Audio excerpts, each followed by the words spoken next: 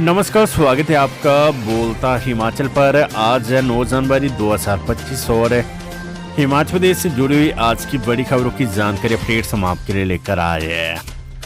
हमेशा की तरह आप इस वीडियो को लाइक कर दीजिएगा। चैनल पर नहीं जुड़े चैनल को आप सब्सक्राइब जरूर करें। पेश है आज की सबसे बड़ी खबर है। हिमाचल प्रदेश मंत्रिमंडल की बैठक आज। कल अध्यापकों करना मौलिक सहित कैबिनेट में होंगे कई अहम फैसले। मुख्यमंत्री सुखविंदर सिंह सुक्खू की अध्यक्षता में प्रदेश मंत्रिमंडल की बैठक गुरुवार को सचिवालय में होगी। सुबह 11 बजे बैठक रखी गई है, जिसमें कई महत्वपूर्ण फैसले लिए जाएंगे। प्रदेश के कई वर्गों को सरकार की इस कैबिनेट की बैठक से उम्मीद है और उनके लिए कोई न कोई फैसला होगा। इसमें सबसे प्रमुख वन सिविल पोस्ट कोड के मामले, जिन पर सरकार ने निर्णय लेना है। वहीं कला अध्यापकों JOIT के साथ करना मौलिक आश्रित भी सरकार के फैसले का इंतजार कर रहे हैं, जिन्हें आश्वस्त किया गया है कि इस कैबिनेट में उनके लिए सरकार फैसले लेगी। अब इंतजार है कि सरकार किन किन वर्गों के लिए क्या क्या निर्णय लेती है। ये सभी मामले कैबिनेट बैठक के लिए प्रस्तावित बताए जा रहे हैं। उम्मीद की जा रही कि करना मौलिक आश्रितों को लेकर सरकार कोई निर्णय लेगी, क्योंकि वित्त विभाग के पास लगभग सभी विभागों से डाटा पहुंच गया और वो आगे मंत्रिमंडल को इससे अवगत करवाएगा। तो आज हिमाचल प्रदेश मंत्रिमंडल की बैठक CM सुक्खू की अध्यक्षता में होने वाली है। कई बड़े फैसले इस बैठक में हो सकते हैं। डिजिटल होगा श्रम रोजगार विभाग, 200 ई-टैक्सी परमिट भी देगी सरकार। मुख्यमंत्री सुखविंदर सिंह सुक्खू ने श्रम एवं रोजगार विभाग के अधिकारियों को निर्देश दिए कि विभाग के कार्य को सुव्यवस्थित करने के लिए डाटा डिजिटाइजेशन पर ध्यान केंद्रित करने के साथ साथ आधुनिक तकनीक अपनाने को प्राथमिकता दें। मुख्यमंत्री ने विभाग की कार्यप्रणाली की समीक्षा करते हुए कहा कि विभाग के सभी कार्यों का डिजिटाइजेशन होना आवश्यक है, ताकि इच्छुक लोगों को रोजगार और स्वरोजगार के अवसर प्रदान करने के लिए सहायता मिल सके। मुख्यमंत्री ने कहा कि परिवहन विभाग की ओर से अब तक ई-टैक्सी की खरीद पर अनुदान प्रदान करने के लिए 121 अभ्यर्थियों की संस्तुति की गई है।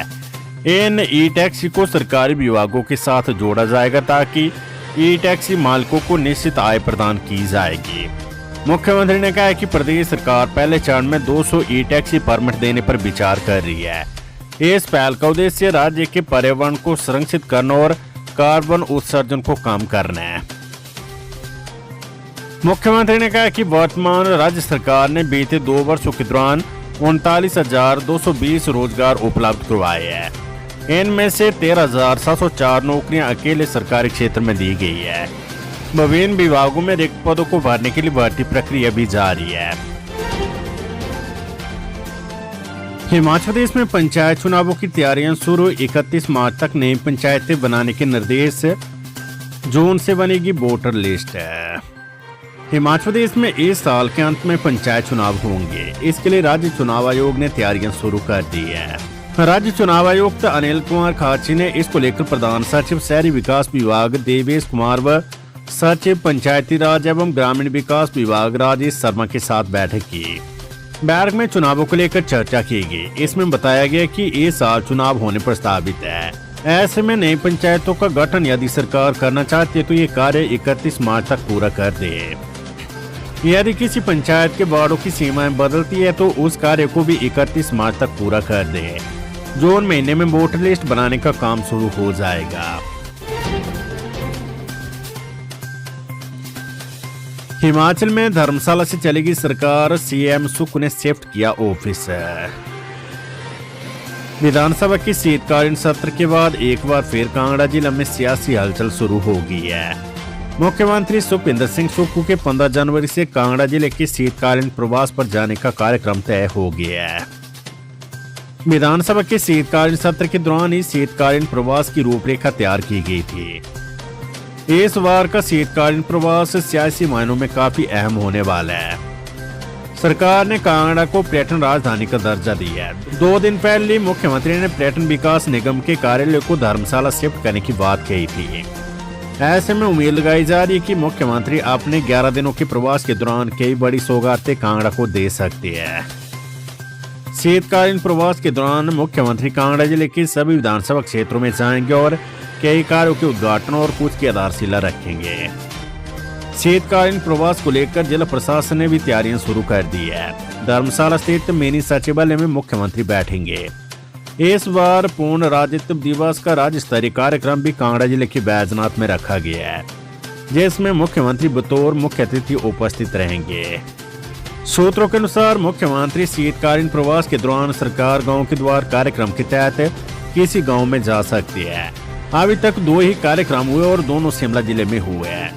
25 जनवरी की शाम को मुख्यमंत्री शिमला लौट सकते हैं, क्योंकि 26 को गणतंत्र दिवस समारोह रेज मैदान पर होना है। 3 फरवरी से होगी व्यावसायिक विषयों की 10वीं और 12वीं कक्षा की प्रैक्टिकल परीक्षाएं। हिमाचल प्रदेश स्कूल शिक्षा बोर्ड ने शैक्षणिक सत्र 2024-25 की 10वीं और 12वीं की व्यावसायिक विषयों की प्रैक्टिकल परीक्षाओं की तिथियां घोषित कर दी है। प्रैक्टिकल परीक्षाएं 3 फरवरी से शुरू होगी और 28 फरवरी तक चलेगी। इनमें ग्रीष्मकालीन और शीतकालीन सब स्कूल शामिल होंगे। शांता कुमार बोले, विचारधारा अलग, लेकिन प्रदेश के लिए एक सुक्खू की अपील पर शांता ने छोड़ी बिजली सब्सिडी। मुख्यमंत्री सुखविंदर सिंह सुक्खू ने प्रदेश के साधन संपन्न लोगों से प्रदेश की आर्थिक स्थिति के दृष्टिगत बिजली सब्सिडी छोड़ने की अपील की है। ऐसे में भाजपा के दिग्गज नेता शांता कुमार ने मुख्यमंत्री सुक्खू की इस अपील पर बिजली पर मिलने वाले अनुदान को छोड़ने का निर्णय लिया है। दुष्कर्म की शिकार नाबालिगा ने दिया बच्ची को जन्म, इलाज के दौरान पीड़िता की मौत। हिमाचल प्रदेश में एक शर्मसार करने वाला मामला सामने आया है। जानकारी के अनुसार दुष्कर्म की शिकार हुई एक नाबालिग लड़की ने बच्ची को जन्म दिया, जिसके बाद उसकी मौत हो गई है। ये मामला रामपुर पुलिस थाना क्षेत्र के अंतर्गत सामने आया है। वहीं आरोपी का अभी तक पता नहीं चल पाया है। मामले के अनुसार परिजनों को पहली बेटी के गर्भवती होने की जानकारी थी, लेकिन लोक लाज के डर से उन्होंने इसका खुलासा नहीं किया।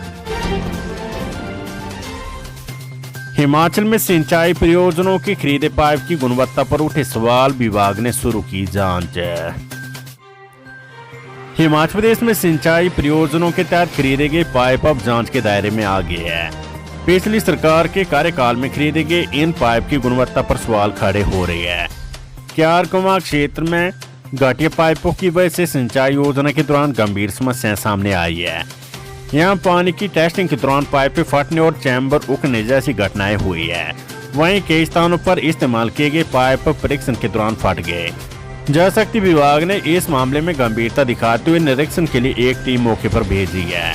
विभाग के अधीक्षण अभियंता और अधिशासी अभियंता ने क्यारकुमा क्षेत्र का दौरा किया और मौके पर कई खामियां पाई। अधिकारियों ने आश्वासन दिए कि खराब और फटे पाइपों को हटाकर नए पाइप बिछाए जाएंगे। राजस्व विभाग के अधिकारी करेंगे नोतोड़ भूमि की छंटनी, राज्यपाल ने जगत सिंह नेगी। राजस्व मंत्री जगत सिंह नेगी ने कहा कि नोतोड़ भूमि की छंटनी राजस्व विभाग के अधिकारी करेंगे। राज्यपाल को एफसी को जनजातीय क्षेत्र में निलंबित करना है। निलंबन के बाद सक्षम अधिकारी के पास आवेदन जाएंगे और अधिकारी ये तय करेगा कि किसे जमीन देनी और किसे नहीं। ये राज्यपाल के अधिकार क्षेत्र में नहीं है कि वे किसी को जमीन दे। जगत सिंह नेगी बुधवार को शिमला में मीडिया से बातचीत कर रहे थे। इस मौके पर उन्होंने कहा कि राज्यपाल से 2 साल के लिए इस एक्ट को निलंबित करने की मांग की है। जनजातीय लोगों को नोतोड़ के तहत भूमि हासिल करने का अधिकार है। राज्यपाल के पास ये शक्ति है कि वे विधानसभा में बने कानून को बदल सकते हैं। अब इस बारे में फैसला राज्यपाल को लेना है। राजस्व मंत्री ने कहा कि हिमाचल में नोतोड़ के 12,772 केस प्रोसेस में है। उन्होंने कहा कि नोतोड़ के लिए आवेदन करने के लिए कोई रोक नहीं है और अभी भी आवेदन किए जा सकते हैं। उन्होंने कहा कि केंद्र सरकार राज्यपाल की नियुक्ति करती है, ऐसे में निष्पक्षता पर सवाल उठते हैं। उन्होंने कहा कि संविधान में सभी रास्ते खुले हैं, राज्यपाल से मुलाकात करेंगे।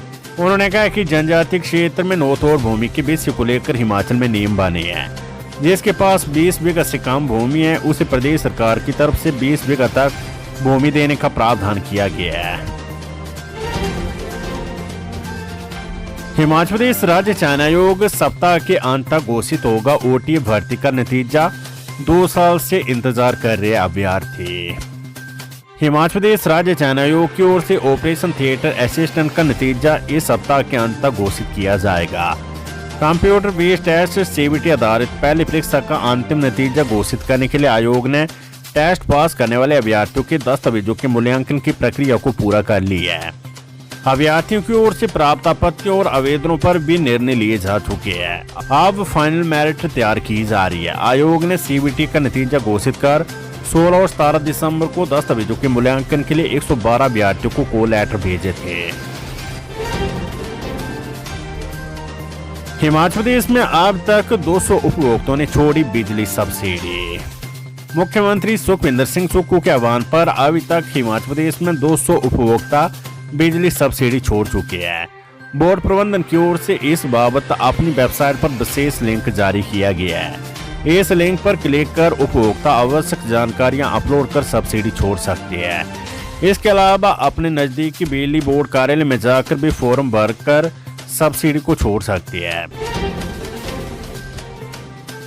केलांग उदयपुर रूट पर एचआरटीसी बस का ट्रायल सफल, वीरवार से शुरू होगी सेवा।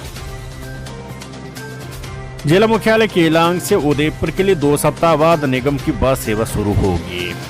बुधवार को एचआरटीसी केलांग ने उदयपुर तक बस का ट्रायल किया, जो सफल रहा है। आज वीरवार को निगम ने बस सेवा शुरू करने का निर्णय लिया है।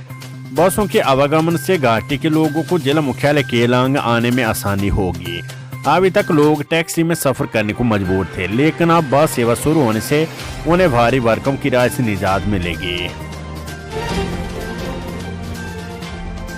नौतोड़ भूमि मामला, जगत सिंह नेगी बोले पहले 3 राज्यपाल निलंबित कर चुके वन संरक्षण अधिनियम, ये पहली बार नहीं। हिमाचल प्रदेश सरकार ने जनजातीय क्षेत्रों के लोगों को नौतोड़ भूमि उपलब्ध करवाने के लिए हिमाचल में लागू वन संरक्षण अधिनियम एफसी से छूट देने के लिए राजभवन की ओर से उठाए गए सवाल पर कैबिनेट मंत्री जगत सिंह नेगी ने बड़ा बयान दिया है। जगत सिंह नेगी ने बुधवार को शिमला में आयोजित पत्रकार वार्ता में कहा कि पहली बार नहीं है जब वन संरक्षण अधिनियम को निलंबित करने की बात हो रही है। इससे पहले भी 3 राज्यपाल की ओर से अधिनियम को निलंबित किया गया। नेगी ने कहा कि बॉर्डर एरिया डेवलपमेंट प्लान का पैसा भाजपा की केंद्र सरकार ने बंद कर दिया, जिसके बाद भाजपा ने स्कीम लाई जिसका नाम वाइब्रेंट विलेज रखा। हमने 700 करोड़ रुपए से ज्यादा लागत वाली स्कीमें केंद्र को भेजी, लेकिन आज तक एक भी पैसा नहीं दिया गया। नेगी ने नौतोड़ भूमि मामले पर भाजपा पर निशाना साधा। खबर उन्ना से ऋण फर्जीवाड़े को लेकर विजिलेंस ने होटल कारोबारी और बैंक अधिकारियों पर दर्ज किया मामला।